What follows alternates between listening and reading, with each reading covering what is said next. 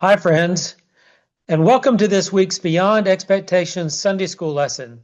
Today, we're exploring one of the most beautiful and powerful words in all of Scripture, a word that captures the very heart of God's love, and that word is hesed.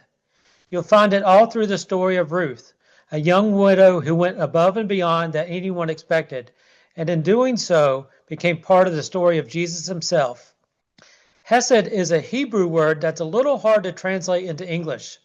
Sometimes it's rendered as steadfast love or mercy or loving kindness, but it means more than that.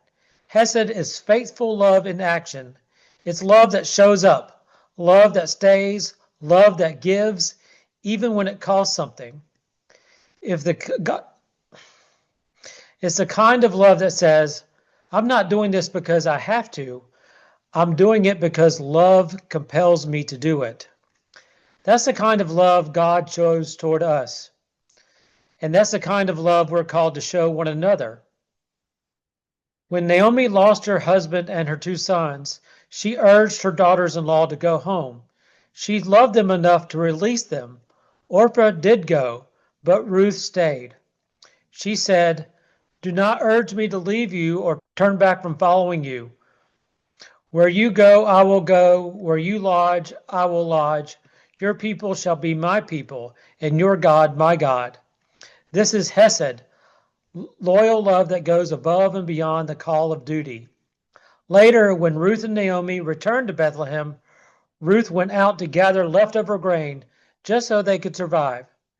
That's where she met Boaz, a man who also practiced hesed. Boaz went beyond what the law required. He didn't just let Ruth glean from the fields.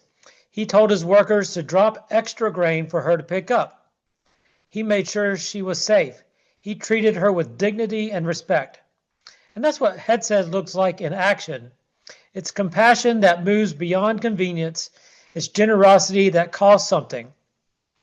Ruth's love for Naomi and Boaz's kindness toward Ruth, these small acts of hesed built on one another, and together they changed history.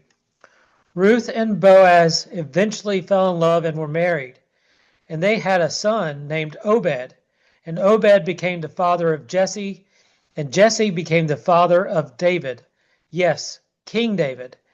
And generations later, from the house and lineage of David came Jesus Christ.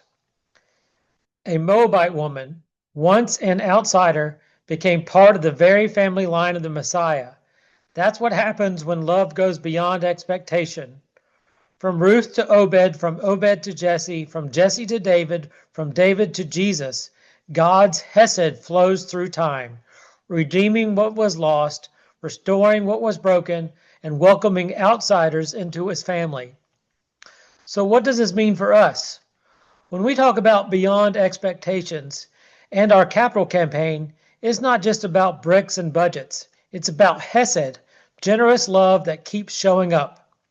Every time we give our time, our prayers, our financial gifts, or our encouragement to someone in need, we are living out the same faithful love that Ruth and Boaz both showed.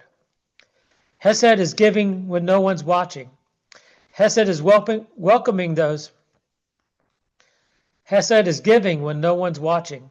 Hesed is welcoming those who don't expect to be welcomed. Hesed is sharing our abundance so others can experience God's love in tangible ways. When we live out hesed, our generosity becomes worship. And who knows, God may take our small acts of love and weave them into something far greater than we could ever imagine, just like he did with Ruth. So this week, ask yourself, where is God calling me to go beyond expectation? Where can my generosity become an act of hesed?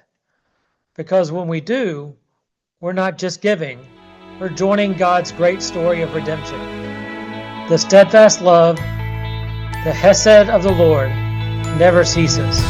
Lamentations 3:22.